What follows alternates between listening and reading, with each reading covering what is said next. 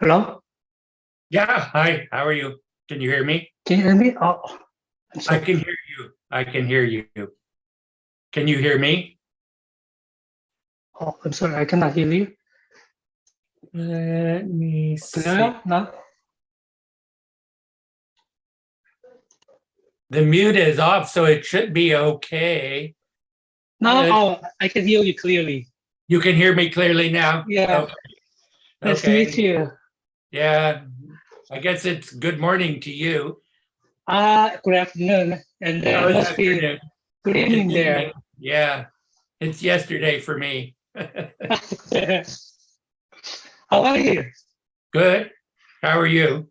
First, I would like to say really thank you for responding our invitation. So Uh-huh. No, really I'm thank happy. you. I'm happy to do it. And I hope, we will meet you in person someday. Sure. Yeah, that would be fine. Oh, So how do you want me to do this? If I can share my screen, I'll just do my PowerPoint from here. yeah, you can share your PowerPoint while you are presenting. So that's the way I will do it then. Yeah. You can do that. Okay. Yeah. And in 10 minutes, we're going to start. So, Right at 9 o'clock. and then I think the professor Yoon Kyung Lee will come in 5 minutes. Oh, okay. Yeah. Yeah. I've met her before. Oh, really? Uh-huh.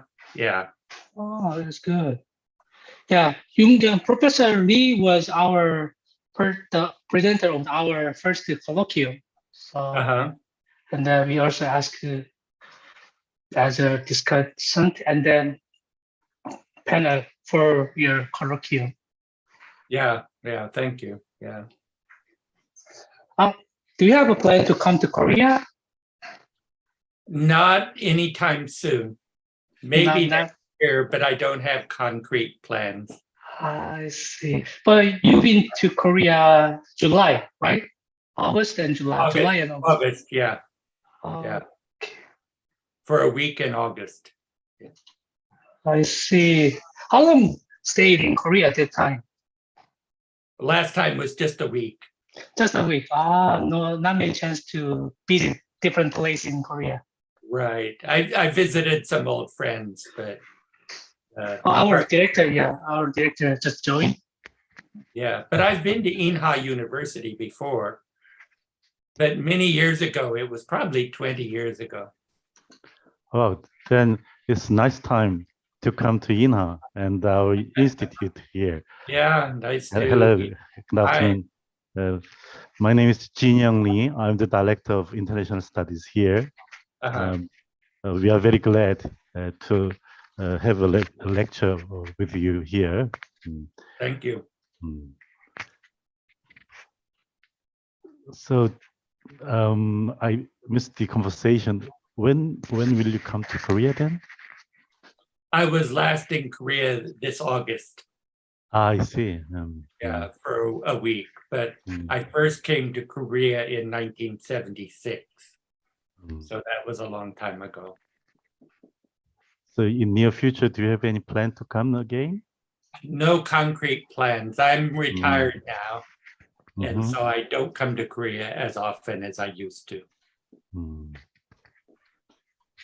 So as an emeritus professor, what kind of thing you want to do if you come to Korea? See my friends. Friends, I see.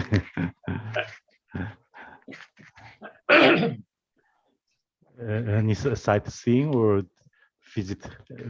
You know, the only place I've never been that I want to go is Jeju-do. So I've never been there. It's pretty.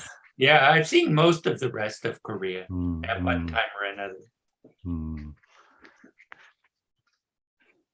I hope we can arrange, the conference or seminar in Jeju, probably next year. Sure. Yeah. So we are waiting for the moderator Professor Yoongyang Lee from, she's now in Korea as a sabbatical. Right. I've met her before. I see.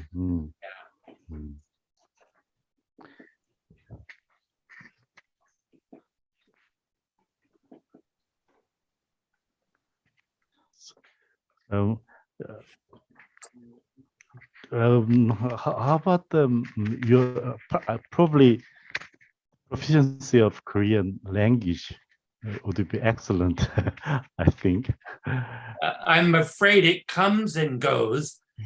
So when I'm in Korea, it's usually in good shape. But when I'm in the United States, I speak English, and then my Korean deteriorates, I'm afraid. So sometimes it's good, but not always.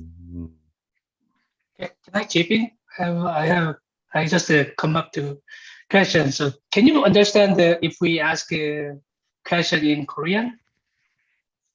I might. You might, okay.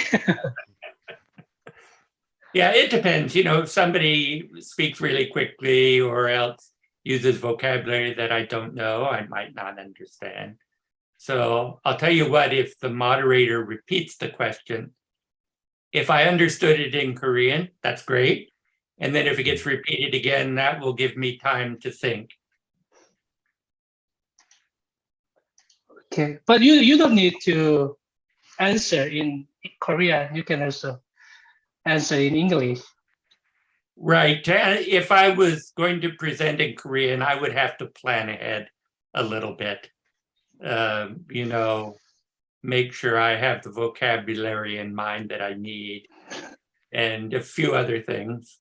I could speak Korean just ordinary conversation, but something academic requires more planning. Yeah. Could you explain the paintings behind you in the frame? Is it a Korean painting or what kind of thing? No, those are prints by a Native American artist. I see. Named Preston Singletary, and the Native Americans of the northwestern part of the United States and Canada have a very particular style of art that's very, very old. It goes before Western contact. And so this is an example. So this is an orca whale. Sorry, orca whale? Kore라고. And this one, whale. Yeah, a whale, and this one's a raven. I see. Yeah. 까마귀 같은 비둘기. 비둘기. Great. Excellent. Well, when I speak, I learned Korean in Gangwon-do. So sometimes I have a country accent. Have you been to 강화도? 강원도 or 강원도, yeah. 처음으로 한국에 왔을 적에 어느 농촌에 살고 선생님 있어요. 들어오셨어요 혹시? 예. Really good. 네네.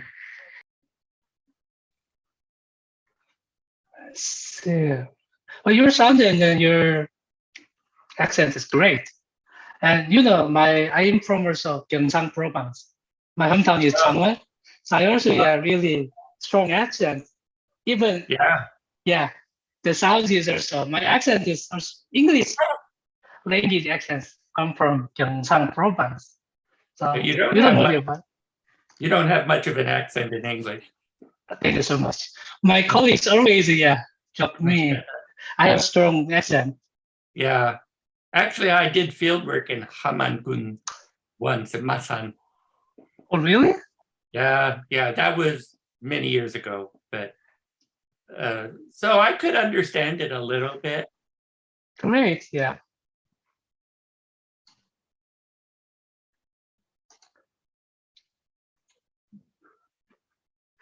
Professor Lee is coming. I see.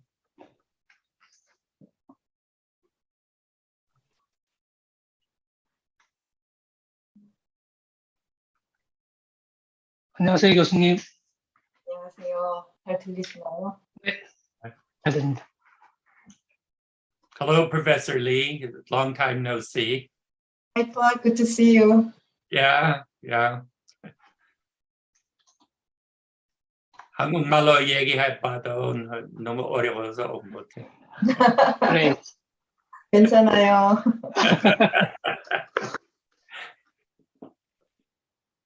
I've been in Seoul since December last year, so I haven't been using English that much. So I feel what you mean. Yeah, I was telling Donggu that my Korean comes and goes. That when I'm in Korea, it's pretty good. Mhm. But I've been in the US speaking English for months now, and it's not very good right now. Yeah, I completely hear you. I remember Nam Hwa Suk told me one time when she went back to Korea after 20 years, Mhm. and she said it was really hard for her to understand the Korean because there were all this new slang that she had never heard before. Yeah, that's true, and especially when you're talking to young people who use lots of acronyms, abbreviations, and there's no way to understand what they're talking about. Yeah. So I noticed your new book. In fact, I'm going to mention it today. Oh, thank you so much. Thank you. Because it came out this year. Right. Yeah. So I'm going to begin with a before and after view of Korean studies, 1970s versus 2022. I see. Yeah, that's great. Yeah.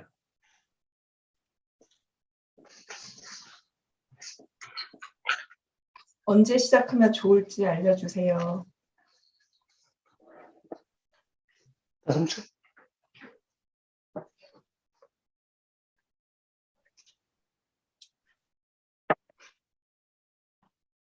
어느 분한테 큐를 받아서 시작을 하면 되나요?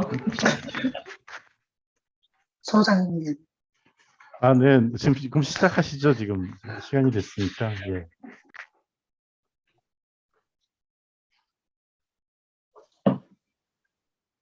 Do you want me to start, or is somebody going to introduce me?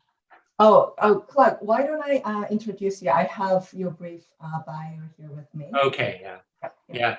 One thing I wanted to emphasize is I'm not editor of the Journal of Korea Studies anymore. Oh, okay. I was, but I'm not anymore. Okay, then I'll say you are. Yeah, okay, thank you. Okay, great. Thanks everyone for joining this talk by Professor Clark Sorensen. And first of all, I am Yoon-Kyung Lee, professor in sociology at the University of Toronto. And it is my great pleasure to have this opportunity with the Center for International Relations at Inha University to welcome and introduce Professor Clark Sorensen, who will be giving a talk about 미국의 한국학 연구동향. So Professor Clark Sorensen has been Professor of International Studies at the Jackson School of International Studies at the University of Washington since 1992. He was chair of the Korea Studies program and director of the Center for Korean Studies there. He had adjunct appointments in anthropology and women's studies and was editor-in-chief of Journal of Korean Studies. He received his BA in geography in 1970 from the University of California, Berkeley, his MA in Korean Studies, and his PhD in anthropology in 1981, both from the University of Washington. So he has long history and connection with the University of Washington. He's the author of Over the Mountains or Mountains, Korean Peasant Households and Their Adaptations to Rapid Industrialization, University of Washington Press, 1988. And he also co-edited 2 volumes, one with Professor Hyung Kim at Australian National University, and is entitled Rethinking the Park Chung-hee Era, University of Washington Press, 2011. And another one with Professor Andrea Gewertz-Eray, entitled Spaces of Possibility in Between and Beyond Korea and Japan, University of Washington Press, 2016. In addition to a number of journal articles that appeared in Journal of Anthropological Research, Anthropos, Comparative Education Review, and other academic journals. So without further ado, please welcome Professor Clark Sorensen.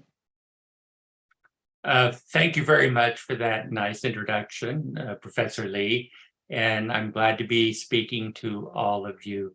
What I would like to do is share my screen so you can see my PowerPoint presentation. So I'm going to hit share screen now, and hopefully this will work.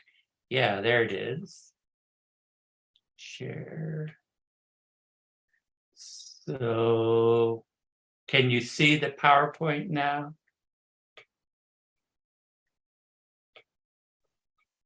Let's see, slideshow.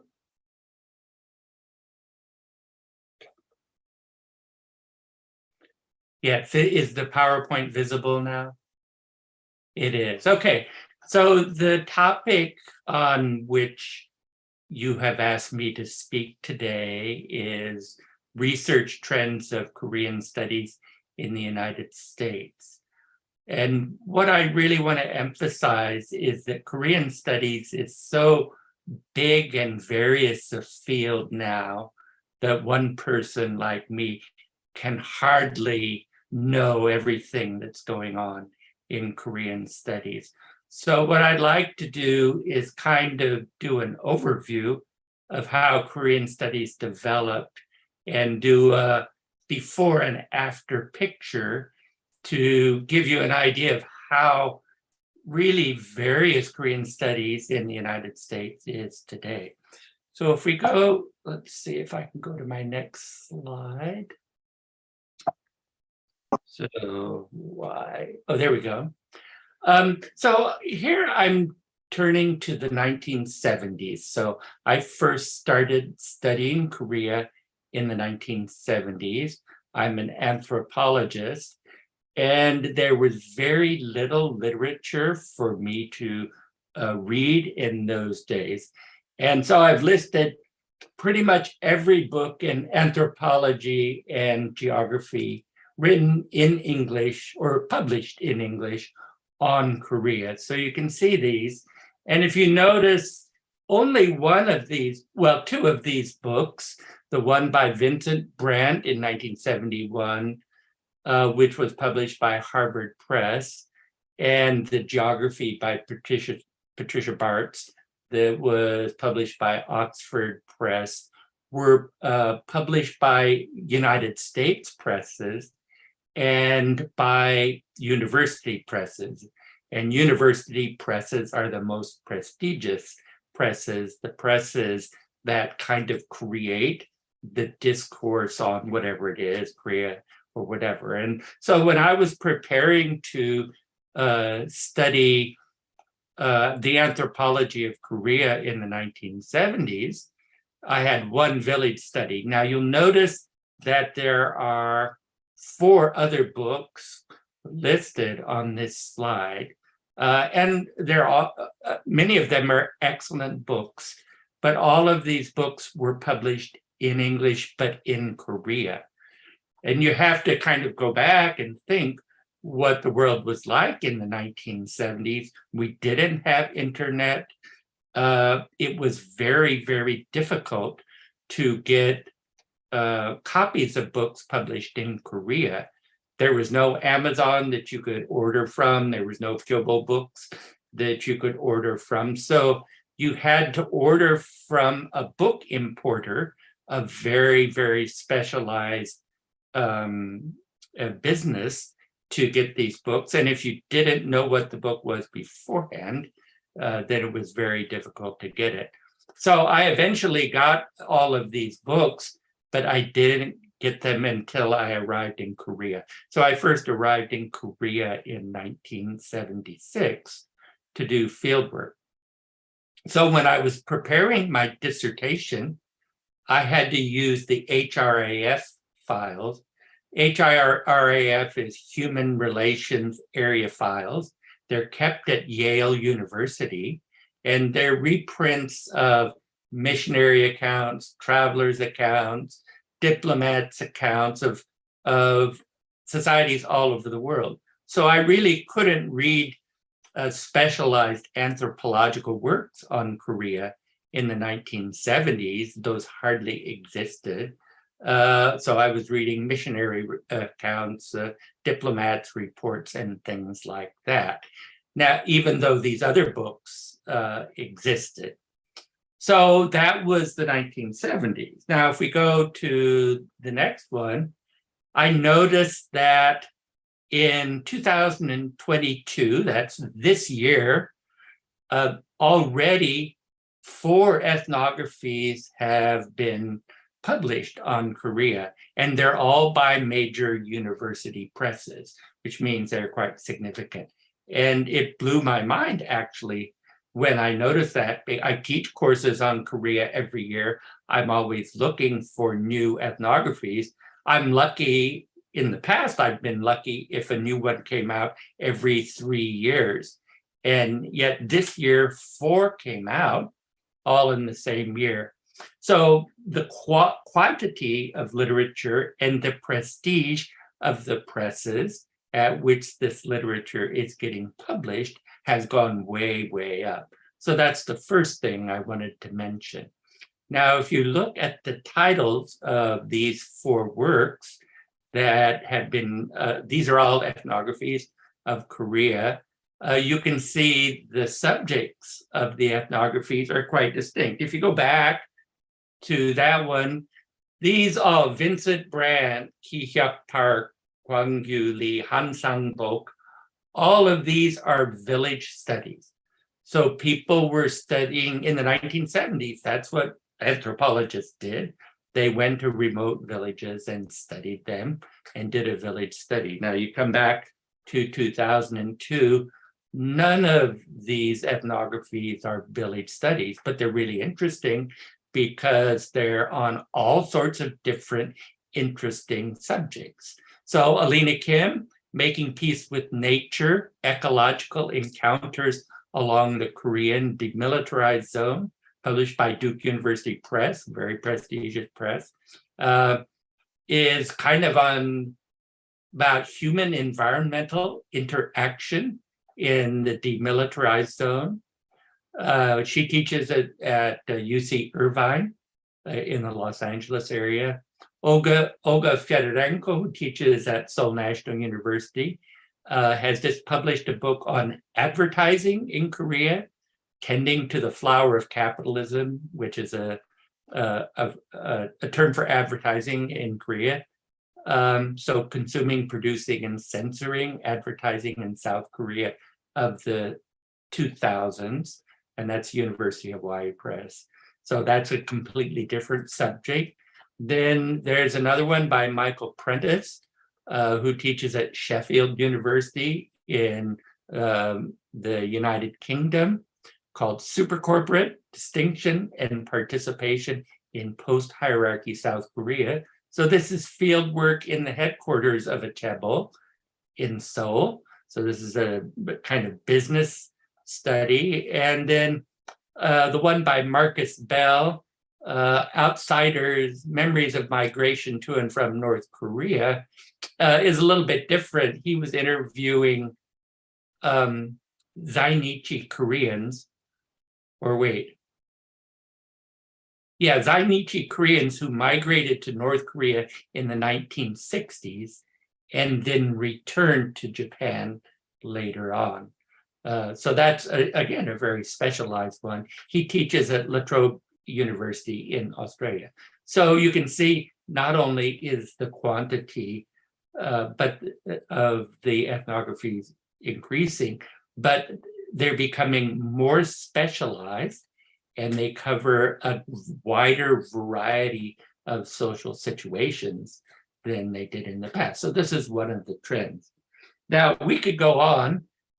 I started with anthropology because that's my own field, and I know that field the best. But I also know history pretty well. because I was trained by James Palais, who was a historian. So I'll do the same thing in history and politics that I just did with anthropology. So I listed, this isn't a complete list, but some prominent books that were published in the 70s. Now, if you look at history, the top one is a one-volume history of Korea written by Han Woo-gun, the very famous Korean historian. And there were a number of one-volume histories of Korea that were available in English in those days, but there were no more specialized works that were available. Notice the next two, by Tae-suk-seo and Robert Scalapino, were all about Korean communism and North Korea. So there was a big interest in diplomacy, communism, Cold War. All of those issues were very central to Korea. Personally, I always avoided talking about or studying the Korean War, because when I first went into Korea studies, that seemed to be the only thing that Americans wanted to talk about with regard to Korea. And you can see that in these books. Han Seung-ju's book is unusual. It was one of the few political monographs that was available in the 70s. So that was an interesting book. If you get down to James Palais' book, which is the second from the bottom, Politics and Polity in Traditional Korea, this was about the rule of the Taewon-gun. You all know the Taewon-gun in the late 19th century. I think this was the first English language book that dealt with a single ruler in pre-modern Korea.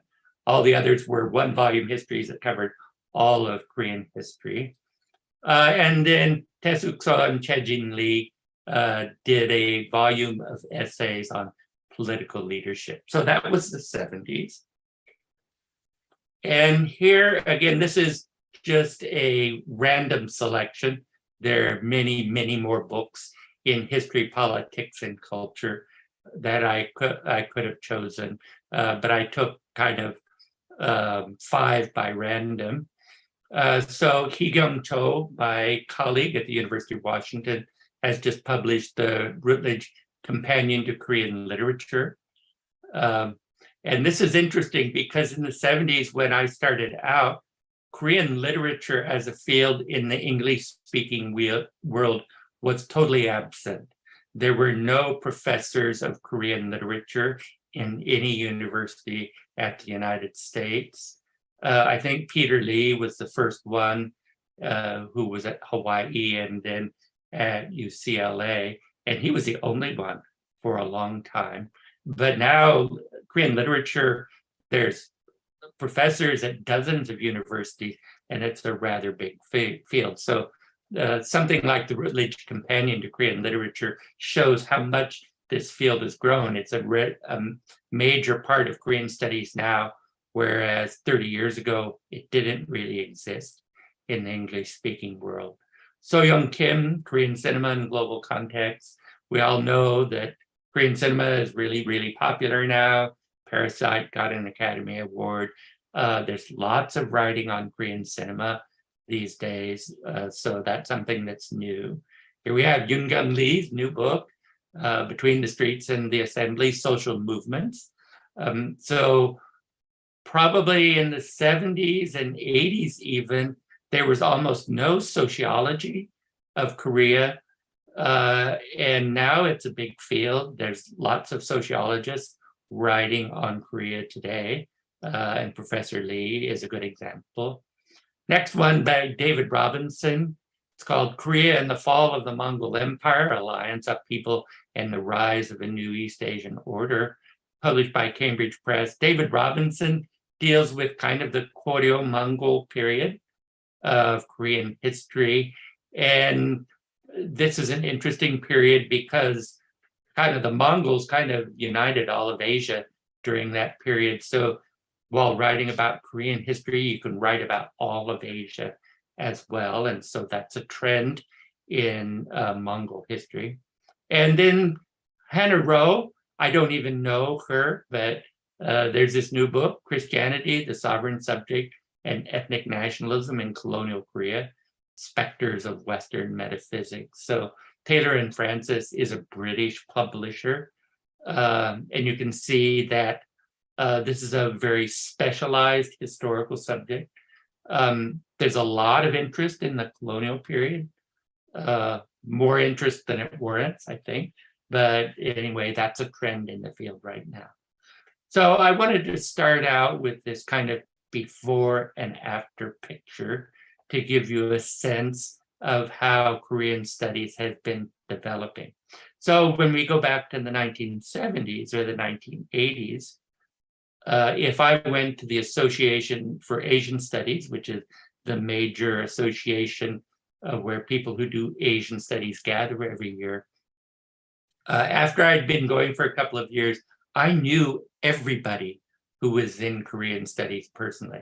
There were only probably about 25 people in the United States working on Korea, and I knew all of them personally. Now it's impossible for me to know all of the young scholars that are doing new work on all sorts of things that I'm unaware of. And so the field is so big that one person can't really comprehend it anymore. So I'm warning you that this is kind of an arbitrary selection. Now, if I look backward in Korean studies, many people in my generation are retiring and are being replaced by younger scholars. So the group that I belong to, entered Korean studies in the 1970s. We got jobs in the 1980s. We built programs in the 2000s, and now we're retiring. I would call us the second generation of Korean studies scholars. So I'm going to call us the 782 generation, since we got into Korean studies in the 70s, got jobs in the 80s, and built programs in the 2000s. Okay. So if you look at this second generation of Korean studies, we had some advantages. We were able to study Korea at US universities with both immigrant scholars like Chung-Shik Lee or So Dae-suk, and the first generation of American trained scholars who were capable of original research using Korean and or Hanmun sources, people like James Palais or Gary Ledyard or people like that. We were also able to go to Korea for original research. And when we got to Korea, most of us benefited from aid given to us by Korean mentors. So I got a lot of help from Professor Kwang-Gyu Lee at Seoul National University. And almost all of us got similar help.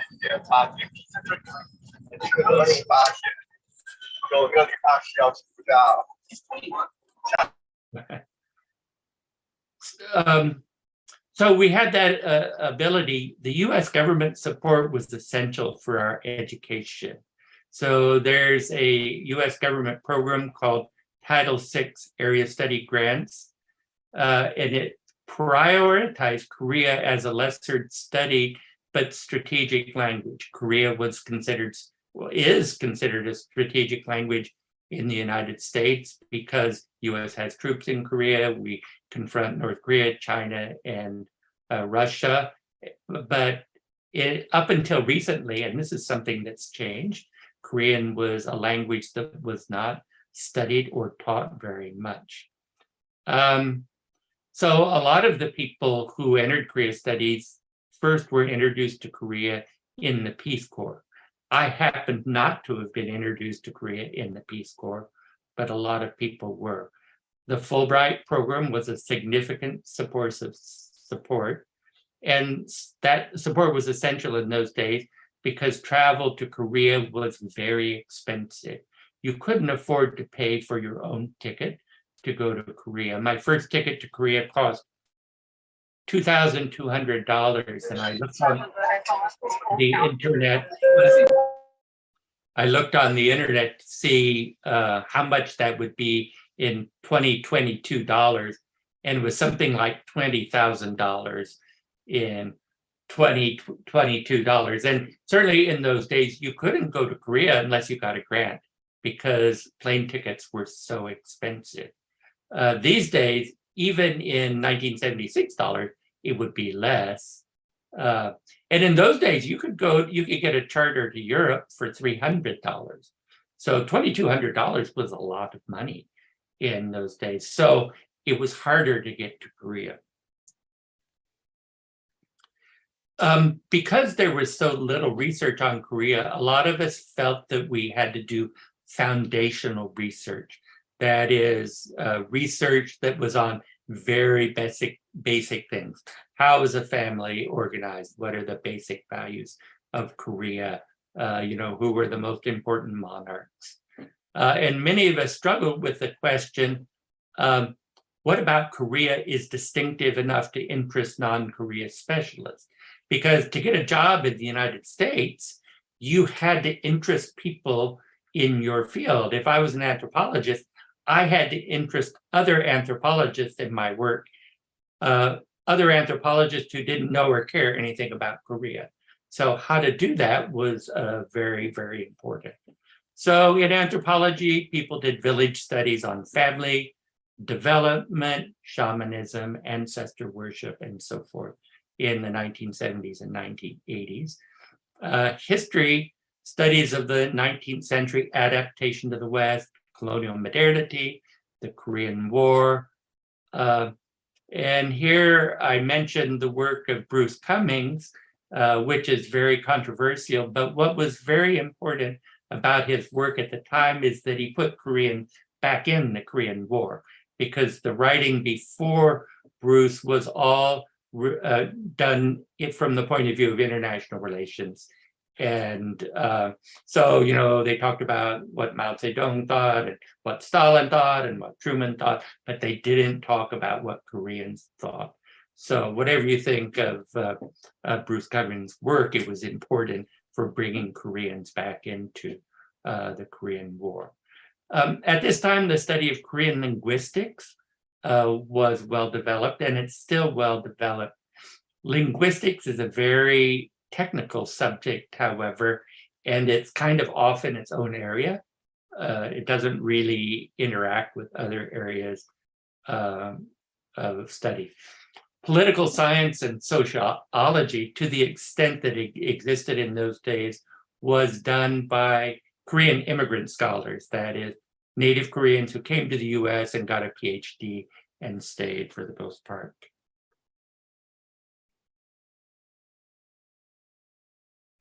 This kind of scholarship in the this scholarship came out in the 1980s, had a particular kind of flavor, I guess. Most of the researchers encountered Korea in the 1960s and 1970s. So you all understand that this was a period of rapid industrialization under President Park Chung-hee. It was also a pivotal period in the Cold War in which US attempt to contain communism in Vietnam failed, and the military governments were rather strict in Korea. So Korean society was in ferment. There was still considerable poverty. There was procedural democracy, that is, elections were held in political parties, but there wasn't really substantive democracy because the press was controlled and so forth. And so all of that kind of bothered Americans, because on the one hand, most of us believed in democracy and that we should be supporting democracy, and we were uncomfortable with the authoritarian nature of the society that we were seeing, as well as with the poverty. I've written elsewhere that this encounter of the scholars of that time created what I call a critical but sympathetic orientation to Korea that sometimes made Korean-based funders uncomfortable because they wanted a very positive view of Korea for the United States consumers. And these scholars were critical, even though they felt very sympathetic for Korea. Finding academic work was very, very difficult. It still is. There's more jobs today than there ever was, but there are more people looking for jobs as well. So from an individual point of view, it's just as hard as it ever was. There were very few jobs available at universities. There were really only 5 universities that taught Korea studies in those days. You know, Harvard, Columbia, University of Washington, Hawaii, and which was the other one? Well, I can't think of the other one right now. There were 5 though. So a few landed jobs, others didn't. But now the field has changed. So if you think back, that was kind of the second generation of Korea studies. Now there are many more universities with well-established Korean studies programs. If we speak only of the US and Canada, you know, there's Hawaii, 3 or 4 University of California campuses, Stanford, University of Washington, University of British Columbia, Brigham Young, Claremont McKenna, Chicago, Michigan, Toronto, York, Columbia. You know, you could go on and on. There's lots and lots of universities that have Korea studies today. And a lot of these positions were created by funding from the Korea Foundation. Because of the growth of the field, what I illustrated at the beginning of this talk is that there are a much greater variety of studies and approaches. So topics today are more theoretically focused and more specialized than they used to be. 6 or 7 university presses publish monographs on Korea. There's several English language journals in the US. And so there are new fields. For example, Korean literature is a big field. Enough Korean literature has been translated now, so you can teach Korean literature in translation. There's specialized studies on Korean modernism, family novels, children's literature, and so forth. And in fact, at our university, we have more than 200 students studying Korean language. There's a great deal of interest in Korean language, film, K-pop, of course, and other cultural features that didn't exist even 10 years ago. So that's a new trend. In anthropology, nobody's studying rural Korea anymore. And with good reason, less than 10% of the Korean population lives in rural Korea anymore. So we get specialized studies of political and cultural movements. There's a lot of work on class, working class, middle class, education, and so forth. In history, there are a great variety of subjects, including environmental history, religious history, social cultural history, and so forth. What I would say about history is that pre-modern history is being neglected, and pre-modern literature is totally neglected in the United States. In social studies, there's studies on party politics, gender, international migration, and marriage. I've been paying attention to the international marriage literature because that's kind of an anthropological topic, and there's lots of interesting work about how international marriage and labor migration, bringing ethnic minorities into Korea, has forced Koreans to rethink their national identity. So there's a lot of interesting work on that. And of course, in the humanities, we get cultural studies that combines social and cultural issues, studies of K-pop, drama, movies, and so forth. So I'm gonna leave it here. So just to give you an idea that there's so much different work being done on Korea today that it's impossible. I don't know all of the people, particularly the young people who are working in Korean studies anymore. Unless they published a book, I won't know who they are. And, you know, there's lots of young assistant professors that are working on their books that I won't have met yet. So there's probably plenty of topics out there that I'm not aware of yet that are going to be treated. So I think Korean studies is a really interesting and well-developed field now. And I guess there's one other thing I'll mention before I stop, and that is that Korean studies and Korean American studies used to be very separate fields. So Korean American studies used to be studied within the context of immigration studies in the United States.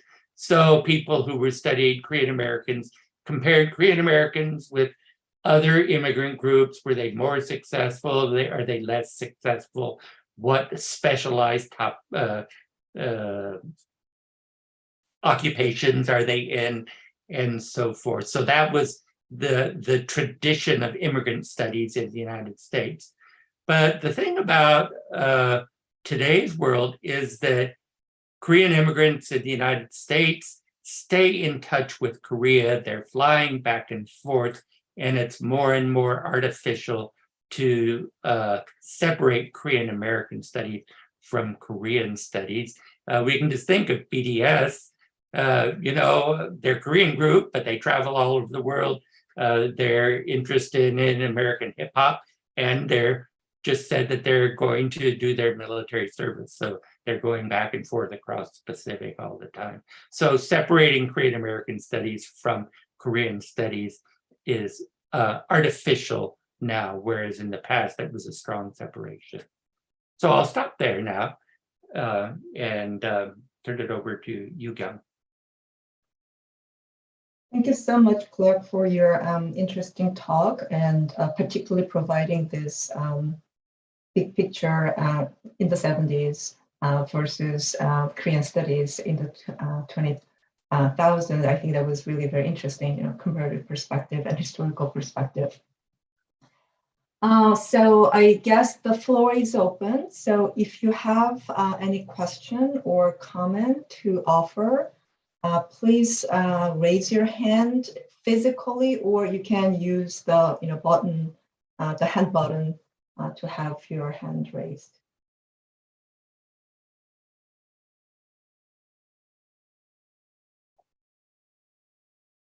Yes, 아동 선생님. Yeah. Thank you for your presentation, and then it was really great. Especially, I'm really interested in the terminology 782 generation coined by you.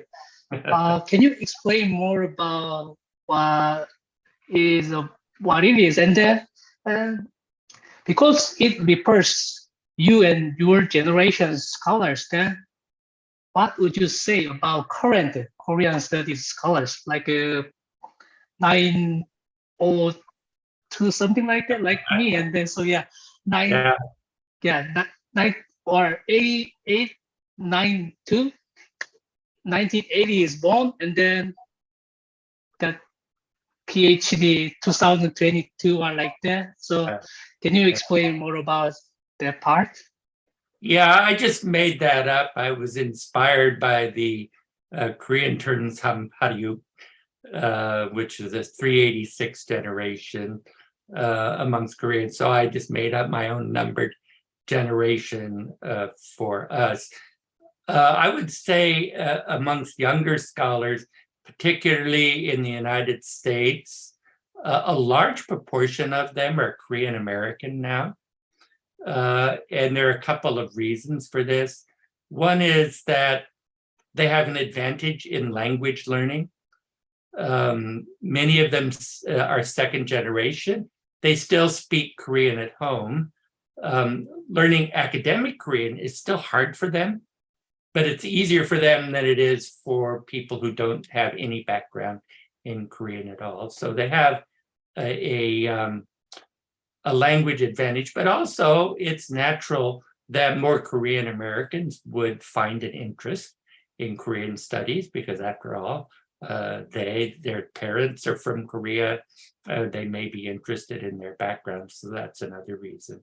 So one of the trends is that a lot of the younger scholars are Korean American scholars, and some of the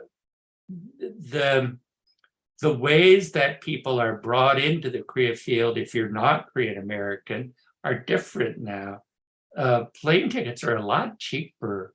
So, you know, when I went to Korea in 1976 to do field work, I'd studied 4 years of Korean language at the university and everything, but I had never been to Korea.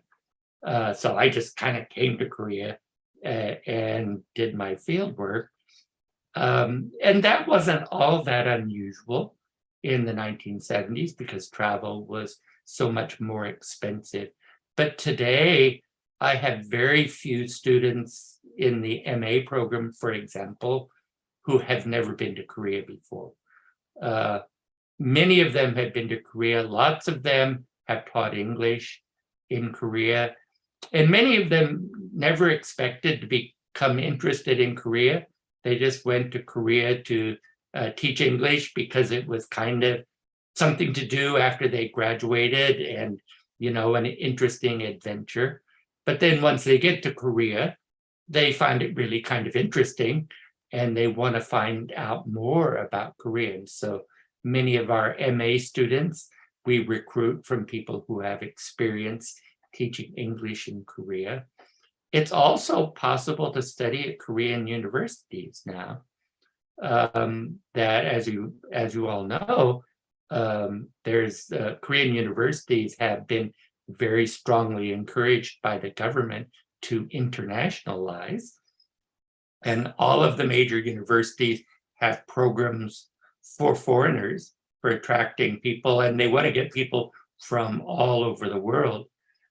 So I was at sabbatical in 2015 at the Academy of Korea Studies. And, you know, when I would go into the cafeteria for dinner, I could meet the different students. There were students from Kazakhstan and Mongolia and Turkey and, you know, European countries and South America and from all over the world that were brought by the Academy of Korea Studies. And there's lots of English language programs. Up until recently, lots of Chinese students have been studying in Korea. And another interesting trend is because jobs are so hard to find, some US trained Korea scholars are getting jobs in Korea itself in these English language programs. So American trained scholars have an advantage because English tends to be their native language. So for those kinds of programs in Korea, it's a good fit for them. So a lot of young American scholars now start out their academic life in Korea, and some of them stay there, you know, for the rest of their careers. So those are all trends that have changed with the younger generation.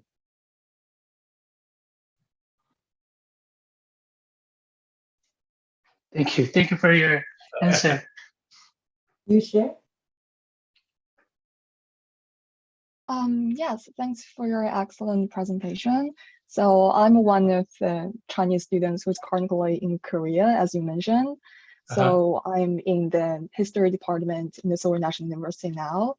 And I'm very interested in like starting my doctoral study in America. But since my field is more about like the pre-modern period in China and Korea. So it's like I want to do some transnational study between the Ming-Qing dynasty in China and Joseon dynasty in Korea. But as you mentioned, so it's very hard for me to find the proper advisor in America since there's the pre-modern history is not that hot in Korea, in the United States. So I'm wondering, like, what's your insights on the future of the pre-modern history study in America? And do you have like some advices for like future students like me? And also I'm wondering if like the future Korean study will be still very Korean centered, or it will be more transnational or like or like interdiscipline in the future? Thank you. Yeah, I'll answer your second question first because that's the easy one. Yes, Korean studies will and is becoming transnational. So if you recall that book on the Mongol Empire and Koryo that I cited, written by Kenneth Robinson, you can see that a transnational approach is really becoming important. There's a lot of Ming Chosun dynasty comparison. A lot of it's coming out of China. There's a lot of interest in China with the so-called tributary system and what it meant. Also, for the very early period of Korean history, I think Chinese students have an advantage because their mastery of classical Chinese is usually deeper than other students, and they make more progress. So there've been a couple of ethnic Chinese historians. One graduated from UCLA. Her name slips my mind right now, but she was working on very early Korea-Chinese relations, and that was a topic which she could do that very few other people could do. So there's that. Other people have worked on Hideyoshi's invasions, but in a very transnational way, because Ming was involved, Japan was involved, Korea was involved. It changed the whole international order in East Asia at the time. And so rather than thinking of that just being something between, Japan and Korea, or, Ming and Korea, they do it in a very transnational way. So all of those things are trends. Now, as for studying in the US, this is an area that I'm not so strong on because I'm an anthropologist, but I'm trying to think of universities that have pre-modern historians. They're all the big universities, so Harvard, Columbia, Georgetown, all have pre-modern historians. Those are the ones that come to mind right now. Unfortunately, the University of Washington does not have a pre-modern. We only have a modern historian.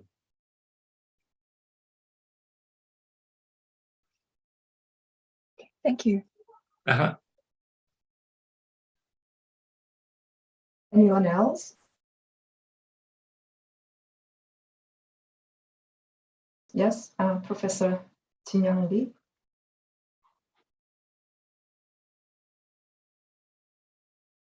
Please unmute yourself.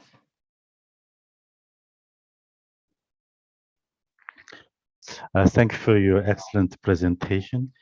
As you mentioned, for the 782 generation, the US government support was essential to be a scholar in the Korean studies. Then what sort of supports are needed to enhance the Korean studies now in the world? From the Korean government side, the Korea Foundation, as you mentioned, and the Academy of Korean Studies supported the scholars to be a good scholar in the Korean studies. But do you think it is a good way to do, or just let it go? It can be good if it is a natural thing. What's your insight? Yeah, I think both the Korea Foundation and the Academy of Korea Studies have been important. And I also might mention the Kyujang-gak Library as well has some programs that have been very influential, particularly for pre-modern studies. I'll deal with the Korea Foundation first. What they have done is used endowments to expand the number of professorships in the United States. And that's one of the most important ways that the Korea studies field has grown in the United States, because once a position is established, The Korea Foundation say will pay for 3 years on the condition that the university take over after that. And that's just enough to get the university to establish a position.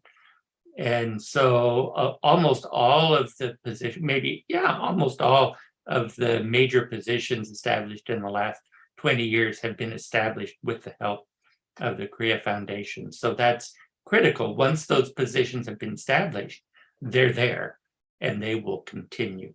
So that's important. The Academy of Korea Studies is important because they attract students from all over the world to Korea to study Korea. And if you study at the Academy of Korea Studies, your Korean language has to get very, very good. And they also provide economic support for students. So that's important. The Academy of Korea Studies, unfortunately, I think has been less effective in supporting scholarship in the United States. I think they're kind of caught up in the bureaucracy of the Department of Education in Korea, and it makes them less sophisticated than the Korea Foundation, which after all is made up of diplomats whose job it is to get along with foreigners. And so they do a pretty good job of that. As I think about the Korea field, one concern of mine is development of Korean language competence. And particularly for non-heritage students, that is, students whose parents are not Korean, who don't speak Korean at home, Korean is a very, very difficult language for English speakers. The US Army rates Korean and Arabic as the most difficult languages for English speakers, in the sense that it takes more time for students to reach a certain level of competence in those languages than for other languages. So say in French or Spanish, you can reach a level of competence in 1 year, and it takes 5 years in Chinese, Japanese, Korean, or Arabic. So these are very difficult languages. It takes a lot of time and effort for students. Well, students, they have to live while they're learning the language. They want to get their degree in a reasonable length of time. There's not enough scholarly support to support them through this language study.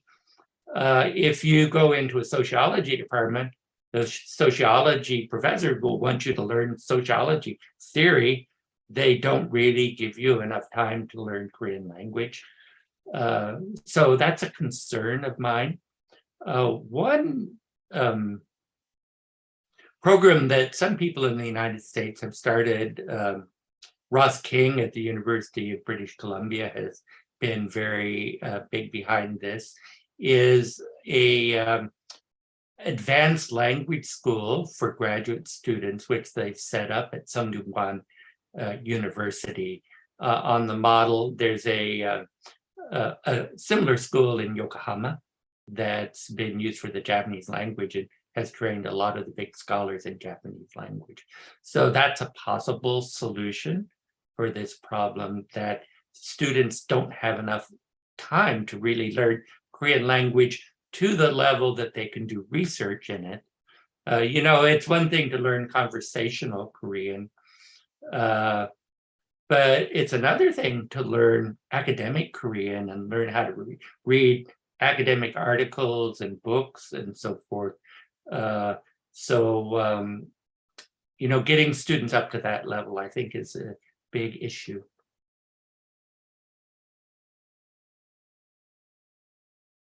I think we still have time for 1 or 2 more questions. Let me add one little thing to my last remark. I got to thinking, actually, younger students, or the students coming up today, they do start the Korean language at a younger age than I did. I was 24 years old before I learned my first Korean word. And when you start a difficult language that late in life, it's almost impossible to really master it. And a lot of the students are maybe not teenagers, but they're in their early 20s or even 18 or 19. And so they're going to make more progress than I ever made.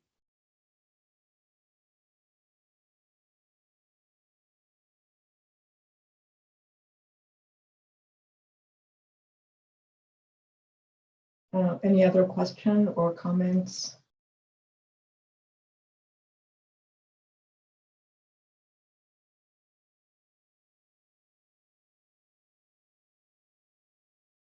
Then let me ask my own question.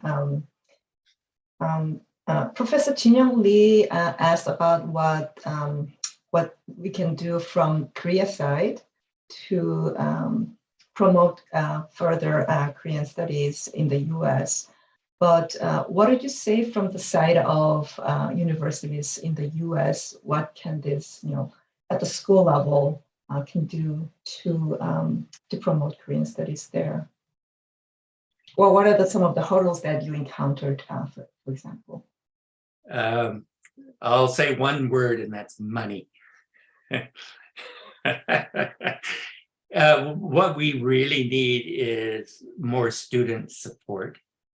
And I think if we had more student support, the students would come. Their students interested in getting degrees in Korean studies. But one trend in the United States has been that tuitions at universities are getting more and more expensive as state governments, even at state universities, state governments are withdrawing support from state universities and relying on tuition.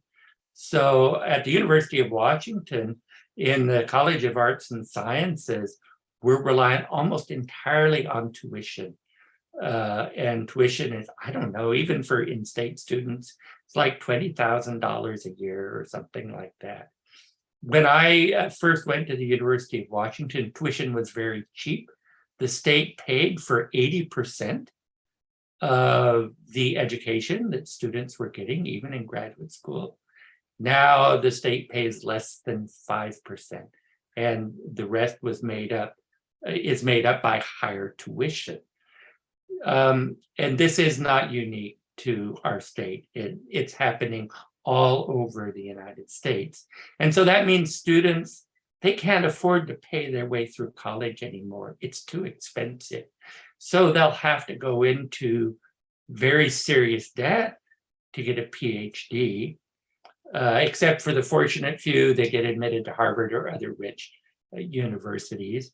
But once they get their PhD, their chances of actually getting a job are very limited. So should they go into debt to get a PhD when they're not certain that they can get a job? That's a big problem. So having more student support, I think it's very important. I spend a lot of my time doing fundraising, and a lot of the fundraising I'm doing is for student support. I also do fundraising for new faculty positions. And the reason we have a Korea Studies program with 3 faculty is because 2 of them are endowed professors, because the university administrators wouldn't use their own money to pay for that many Korea professors. So money is a big problem.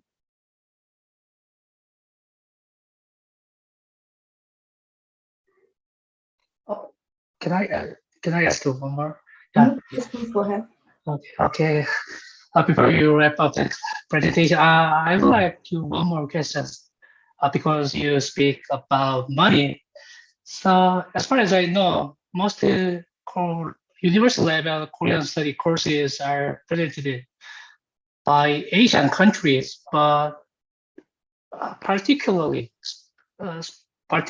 to social science and then political science field, majority comes from United States. So do you think it is also related to just the money, or in addition to money, and then you think we need more kind of something to handle to promote the social science field, Korean studies development? Well, I suppose when I say money, I think about students that I want to attract that I can't attract because they cannot afford to go to pay the tuition to go to school. Now, if we think about the field in general, things don't look quite so bad, because one of the things that happens that as we develop literature in the English language, and of course, you're all aware, you're Koreans, that English is a dominant language in the world. And it used to be, I've been fighting for Korean studies for more than 30 years. So I've, fought with a lot of administrators. And it used to be that they didn't believe there was anything to know about Korea because there was nothing written in English about Korea. And it's like, most scholars at US universities are monolingual. They only speak English, particularly in the social sciences. Now, of course, if you're talking about a French or a language department, it's different. And in history and anthropology, people still learn languages. But in sociology or political science, learning languages most of the people don't know languages. And even at a lot of universities who have history departments, I used to teach at Vanderbilt University in Tennessee.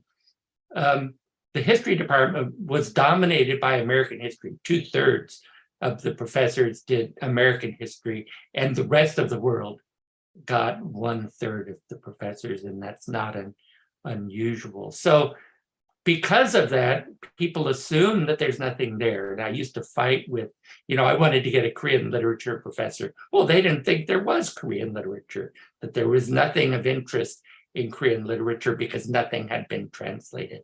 So I kind of say, if it's not in English, it doesn't exist the way their minds work. But, that's changing because there's a lot of information in English, and even administrators have noticed that. And in fact, our own administration has hired with their own money a new person on Korean cinema at our university because there's large student interest and because they're aware that Korean cinema is really popular. Parasite won an Academy Award and stuff like that. So there are kind of bright spots in Korean studies in the United States. So I shouldn't be too pessimistic. Thank you. Okay, I guess this talk is for 1 hour, right? So